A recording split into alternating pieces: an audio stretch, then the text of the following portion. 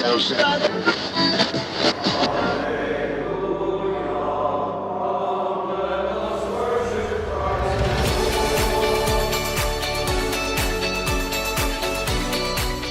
everyone, and thank you for tuning in to the 6th episode of AbbeyCast. For today's conversation, I sat down with Dr. Ted Latham and Dr. Jenny Ratigan on behalf of the Women's Sacred Music Project. After our conversation, they were kind enough to treat us to a live performance.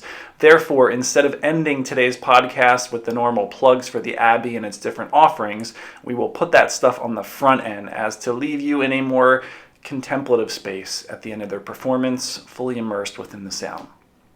Therefore, if you're interested in making a private retreat, be it a guided retreat with a spiritual director, be it a silent retreat, we can accommodate those needs here at Daylesford Abbey, over 80 acres of beautiful Chester County countryside. Just reach out to me here at the Abbey, email adr@dalesford.org, or give a phone call to 610-601-8702, and we will get you set up with a private retreat.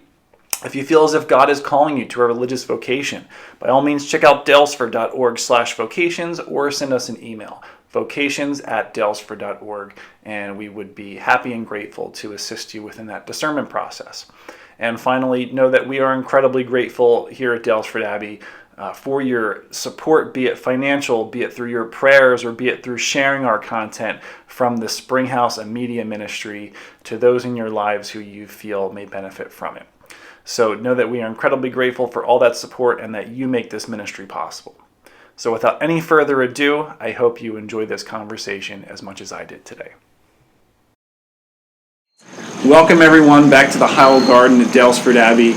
It's great to be out here on a crisp October day. October 1st is today's date, and we are grateful to have with us today on AbbeyCast a few guests. You probably all know Father Andrew and Norbertine here at Daylesford Abbey, and we have two other special guests today who are going to be talking about our topic of interest, who are Dr. Ted Latham and Dr. Jenny Ratigan. So we are most welcome to Ted and Jenny for spending time with us today, and Andrew, of course, for making the time to join in another episode here of AbbeyCast. Today's focus is going to be on the Women's Sacred Music Project.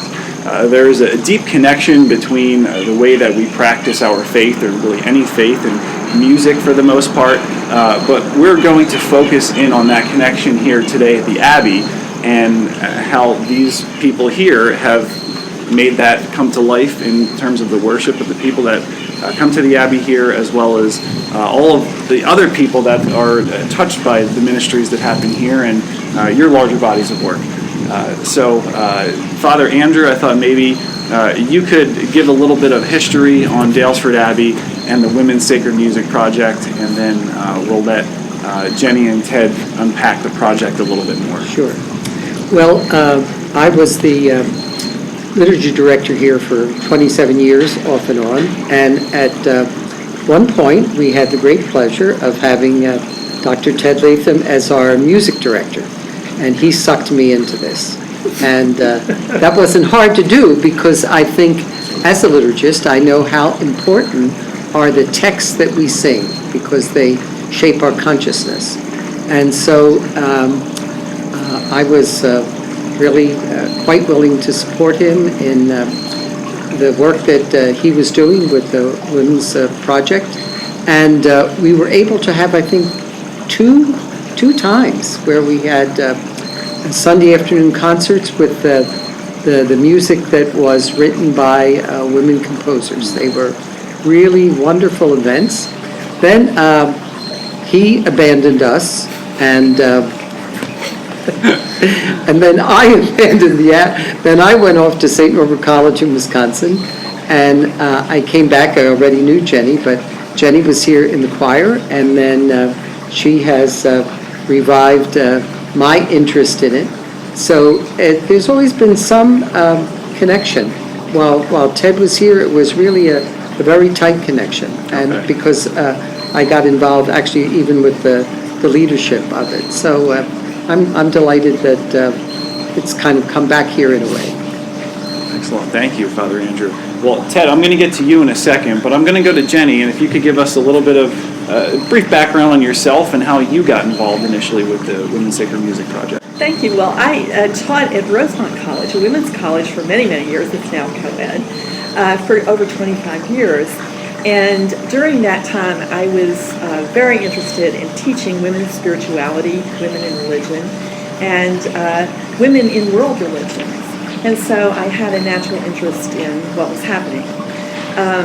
I belonged to a group in the city connected with the Metropolitan Christian Council called Women of Faith. And it was through them that I was introduced to Mother Paulette Schiff, who was one of the ordained Episcopal women priests. And what was going on with Mother Paulette, she was an assistant priest at St. Mark's and in the city, and they were celebrating 20 years of women's ordination. And our founder, Lisa Neufeld Thomas, was very interested in gathering a group of lay women to worship together there.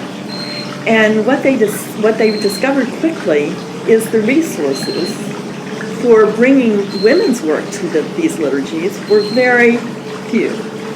And their 1982 hymnal had just such a small amount that they started looking. And Lisa, in her wonderful way, persistent way, began the research. That research uncovered many, many things, including some of the anthem, the Kyrie of Hildegard of Bingen, and her antiphons, and then music that was there, and maybe some people used it, but was pretty hidden. So a group of musicians started meeting every week, singing these new finds that Lisa had, and then they brought that to the attention of the Episcopal Diocese. Bishop Alan Bartlett was the bishop at that time, took a great interest, and along with other bishops and Bishop Barbara Harris, brought a resolution to the floor of the Episcopal Convention in Philadelphia in 1996, and that, or I think it was 1997, that then initiated the project of Voices Found, this hymnal that is really one of the premier productions of the projects that we engaged in. And so things went from there. Just say a word about Bishop Bartlett. He has been a continued support. He is still on the board. He chairs the nominating committee, and he's interested in every new thing that is possible. So as we look at their history, the group that got together to sing at St. Mark's became the Lady Chapel Singers, and they were beginning to gather the music. They were having concerts. They ended up having concerts in England and Germany, as well as here. And Rosemont College was a perfect spot for it, as was Daylesford Abbey. Right. And so as we moved along, we had this kind of performing branch of the project.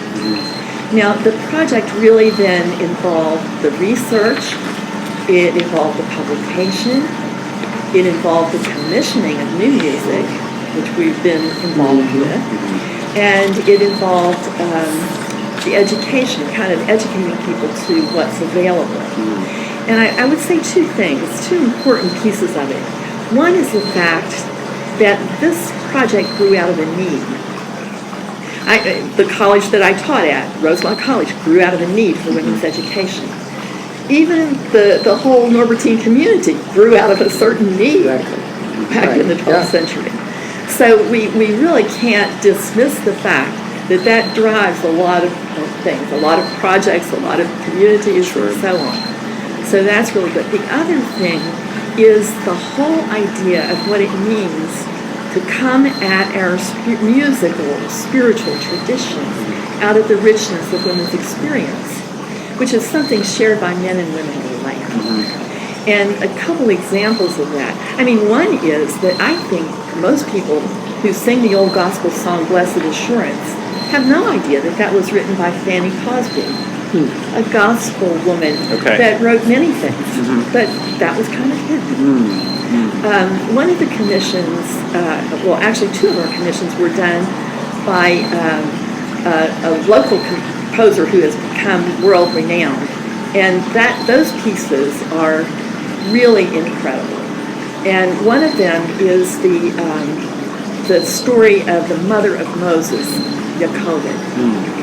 And that piece appeared in a CD called Magdalene and the Other Mary. We have 2 CDs that we published.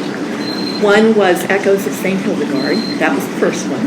And the second one was this Magdalene and the Other Mary. And it was Amanda Clearfield who was the composer. And her piece is the Mother of Moses is quite beautiful. I think it's one of my favorites if I go back and look at the whole. And so when that piece came out on our CD, I was doing some work with my husband for the American Council on Education. We were at a Jewish center to examine courses. And a couple of people on the team, one was a woman from Hebrew University, and I brought the CD and I played it for her, and she was thrilled. There was a rabbi in the room on the team, and he said, "Well, what are you listening to?" So I told him, and he said, "I don't hear it." So he puts on the earphones, and that point, when that CD came, I just had a little CD player or something anyway. He put the headphones on, and he starts to listen, and tears were rolling down his beard. He said, "I never thought of what it was like from her point of view." So we have that going on, and in our latest commission, again, the Song of Hannah, the woman who wanted a child for so long. And so that piece is just this plaintive, and Hannah prayed, Hannah prayed. So those are the things that I would sort of, bring to the table as part of our background, an important part of our background. And now, with the new executive director, not so new now, we're going into our second year. Feels new to me. But, I mean, it's very, very important. And collaboration, as you could see in the founding with Bishop Bartlett, between men and women has been just part of our whole thing. And we have seen this as a rich resource for men and women, and we draw always from one another's experience. And so now we have even new possibilities for commissioning with young people. Jenny, thank you for sharing that rich history of the organization, as well as those roots that you tap to in terms of women in sacred music in our history, right? And I'm thinking now about how it's really been brought to the social consciousness of alternative histories, right? Those groups of people that may have been silenced in the past because of the way that our systems work in society, and how the arts is really a beautiful way to convey the importance of that story, that narrative that women go through, especially women within faith traditions go through. And I think that music would be one of the easiest ways, because it's not about a dialogue, and it's not about making a point versus it's just an experience, right? And it's a beautiful thing. I owe the two of you an apology. I did not introduce you with your proper titles in relation to the project, as well as those at home. So Jenny is part of the board of directors of the Women's Sacred Music Project, and Ted is the executive director. So in case you're unfamiliar with that at home, that's what Jenny referenced when she talked about Ted as the executive director. Well, actually, it's interesting, Andrew, because our founder, Lisa, has retired from her duties, but not retired from her interest and her input. But it took two of us to fill her place. I'm the president of the board, and then Ted is executive director. But that we realized what an amazing combination of leadership and ideas and so on that she brought. Of course. Excellent. Well, and Ted, would you mind sharing about how you got involved in this project and maybe a little bit of your vision for where it's headed? Sure, yeah, I'd be happy to. So, hello everybody. It's a pleasure to be with you. I really feel like I'm in august company here. These are two of my spiritual parents, people that I really admire, and I was so inspired listening to Jenny give the history of the organization, and I'm the newbie here. I've really only been on the job for a year, and as Jenny mentioned, we had to split the position. Lisa Neufeld-Thomas, our president, was also the executive director for the 25 years prior. Okay. But when she stepped down, we couldn't do the work that she did with one person. So that we split the position, and the Women's Sacred Music Project created an executive directorship for me to manage the day-to-day operations, to work on the commissions and the creative projects, and then retained Jenny as president to be the figurehead and to do the outreach to communities and all of the networking and so forth. So it's really a pleasure for me to be here. Andrew referenced the two projects that we did here. What he forgot was that the first project was really something that I heard during my interview for my position here. I came during the Feast of St. Augustine, and Norm Gowan was directing, and he had an event, a concert event for the Women's Sacred Music Project that he brought in singers from all over the area to do. And I came and attended that, having not been hired yet, but I remember sort of being so inspired and so moved by what I saw and music that I had never heard before. And that's how I got interested in it. And then when I started as the director of music here, Andrew used the phrase "sucked me in," so that the Women's Sacred Music Project sucked me in, and got me to join the board at that time. Sort of, I don't know if it was just by virtue of my position or whether it was a formalized appointment, but we did those two events here, and they were wonderful. My wife, Kara, actually came and sang for Andrea Clearfield's piece. And it's been a real source of richness for me. And then in the past year, when I found out that they needed someone to fill this newly created position, what I did, I have to put this on the record and say that what I did was I nominated several women before myself. I really thought it would be appropriate to have a woman in the position. And for whatever reason, they decided to go with my application.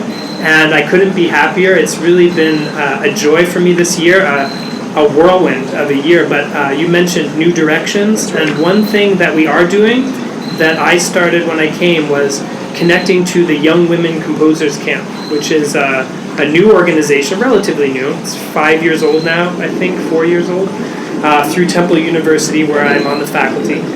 And Erin Bush, who's the founder of that group, has a wonderful organization in the summer for young women composers. They come to Temple and they study with Andrea and Cynthia Folio and a number of other prominent female musicians in the area, and they learn how to write music. Not necessarily sacred music per se, but in a variety of different styles. And I thought this would be perfect for us to plug into, so we offered them an annual commission. And last year, or I guess it's still 2020, will 2020 ever end? Earlier in 2020, we premiered our first one. Okay. And it was actually written by a young woman who was one of their first alums from the camp, and set to a text from this hymnal that Jenny referenced. So it was a great connection with the past and the future.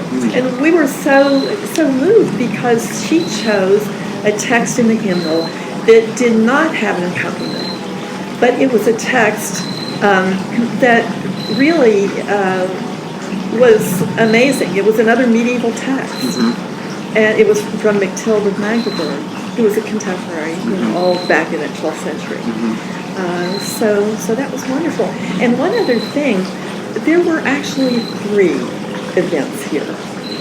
The third one had to do with Women of Valor. That's right. And it was an interfaith thing. And it was wonderful. We had a Muslim response and a Jewish response, a Christian response, and so on. And that was lit a little bit later. So the first 2 were the big kind of breakthrough.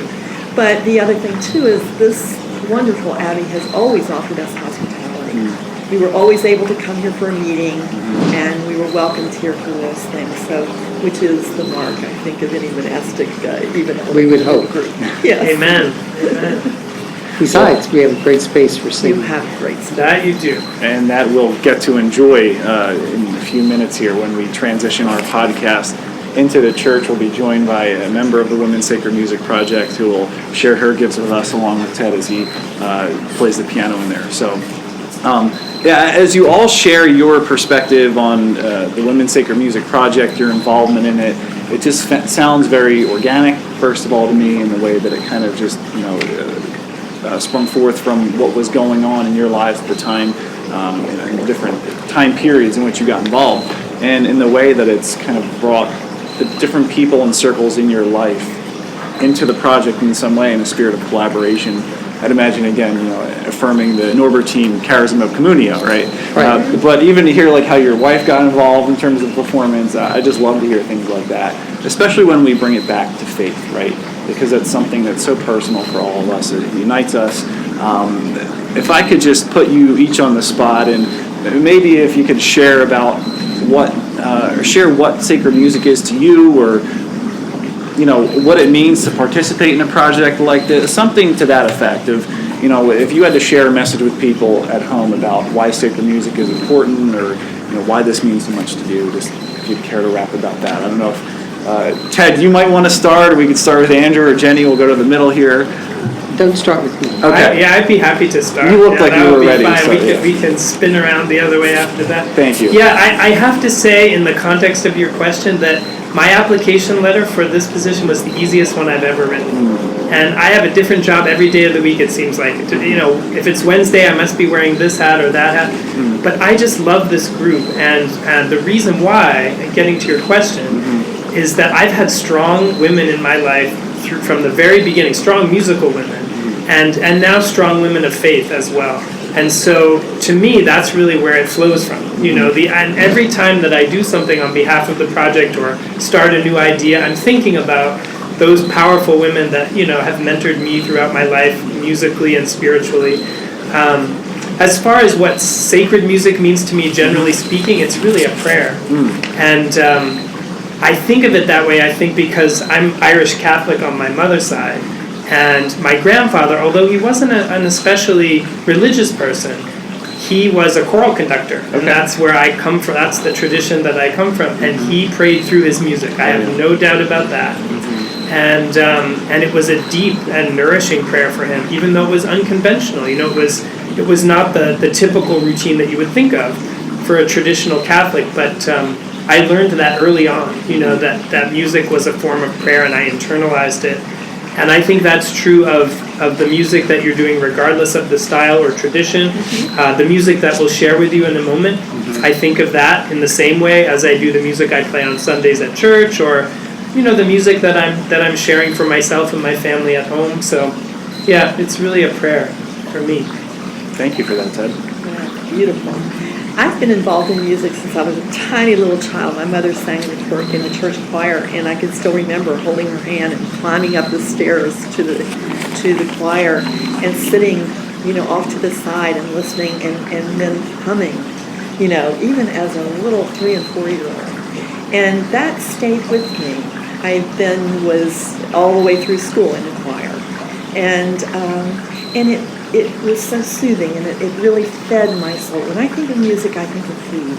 I think of food for my soul. And I remember my grandmother was Baptist, and she loved to sing. And she had her little Baptist hymnal. And I remember sitting in her living room, and she would sing all those old Blessed Assurance and Lead Kindly Light, and all of those things. It is well with my soul. And I grew up with that. And so for me, when times are hard, that's what I do. I just sing. And I think it is a balm for the soul. And that's how I see it. Very well said. Thank you for that, Jim. Well, I was not raised with music so much. I was taking clarinet lessons, but I was so bad that my parents asked me to stop because it sounded like screeching. But I was introduced to classical music by one of our priests, and I was always, we were always singing in church, very devotional music of actually kind of sappy.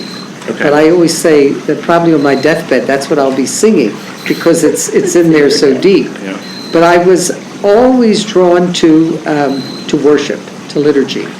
And I perceived very early, especially through the example of the Norbertines, that to me, spoken worship is like, junior varsity. I mean, it is the nature of ritual that it be sung. And so I've always had a deep interest in liturgical music, but I would say in a bigger and a larger umbrella, and we got at this a little while towards the beginning, I think that the arts are the most privileged way to God. Theological texts are, they're up here and they're important, but that the arts engage the entire person. So, for example, that liturgy is a choreography, and so the music, the movement, the color, the architecture are all an opening to God that has been passion for me all of my adult life. And that's something I've heard you say before about the difference between a liturgy being spoken versus it being sung, right? And maybe that might be a good transition for us as we head inside the building to hear a little sampling of the sacred music. But Father Andrew, would you care to just unpack that a little bit more about the difference between, a ritual worship that is sung versus one that's maybe just spoken and how that engages us differently? Well, first of all, I mean, we might take what we're going through with COVID right now. Okay. That we're told not to sing because it this aerosol is getting out. Because it's the way it is engaging the whole body. So that it really is taking up the whole it's working at a deeper level, so that, for example, I say we might look at Lectio Divina, so that we're looking at the text of a psalm, and we're sitting with it, and in the silence, we're not doing an exegesis. We're simply paying attention to what in that psalm is making my heart beat faster, what phrase, what word, and we may have to sit there for a while to realize why that phrase or word is speaking to me, and how God is speaking to me through that at this deep level. So, yeah, I think that to do theology without moving it into worship, and worship that engages the whole body, is really, that doesn't interest me at all. It's a holistic practice. Exactly. Yeah. Yes. Yeah. And I know for Jim, my husband, and myself, the coming up here for Vespers, coming to liturgies here, it is just an amazing part of our retirement schedule. Right. And we love it and appreciate it. The other is, for example, Ted and Jenny, they're not asking anybody to put a theological text to music. That's right. That's prose. The best language of the liturgy is poetry. That's why the Psalms are at the heart of it. So again, that it's working at many levels. So that's why it's I think it's critically important. Just think what our present political situation would be if we were singing right now. Wow. That's a thought. That would certainly be a curveball, right? Very interesting. Yeah, if it were a musical, right? I was just going to say, we certainly don't want to leave this space without thanking you so much for this opportunity. Oh, of course. Because it's important to us to get the word out and to have people just join with us. Yeah. Yeah, I agree with that, and I don't know if you want this nickname on record, but I hear that one of your nicknames around here is Andrew the Younger, and I love that because Andrew the Elder is here as well, and I love the spark of energy and enthusiasm and vitality and innovation that you're bringing, so it is wonderful. I agree with Jenny. Yeah, Thank you, Jenny, Ted, Andrew. It was like when we hired you. We really lucked out. We hope to keep him longer, but we're very happy with where you are. And that you've kept the connection with us. Well, thank you all for your kind words and for your presence and your willingness to share your gifts with us today. So thank you for tuning into our conversation, this first portion of the podcast.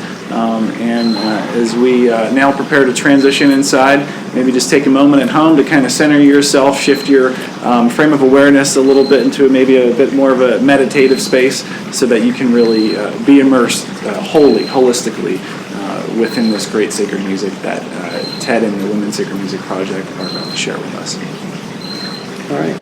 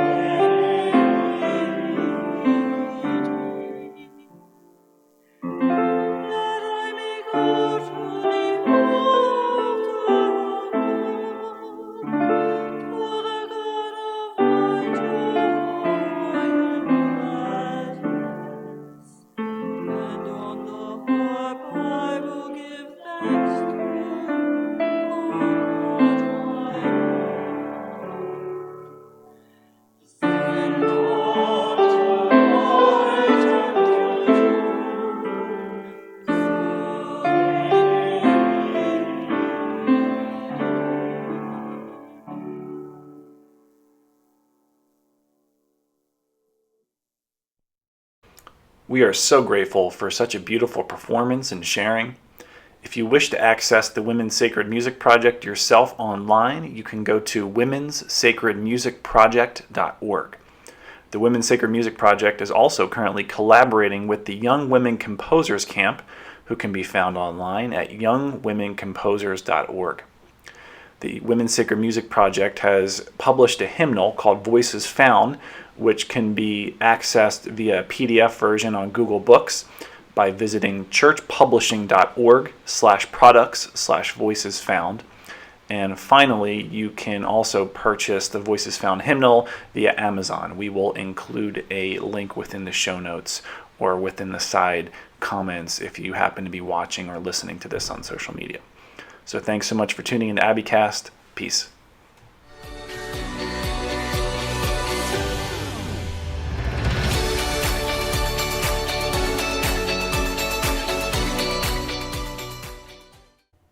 Content from the Springhouse is available free of charge. If you find this ministry is of service to you, we hope that you will support us in providing this content in an ongoing manner. We consider this a pay-it-forward endeavor. Not only would your donation help us to cover the expenses of producing its content, you would make it possible for us to offer it to others as well. As long as we are able, by your generosity, we will continue to produce content which we believe will serve the church. We hope that you might become a partner in this ministry. Please click the link in the description below this video to make a donation.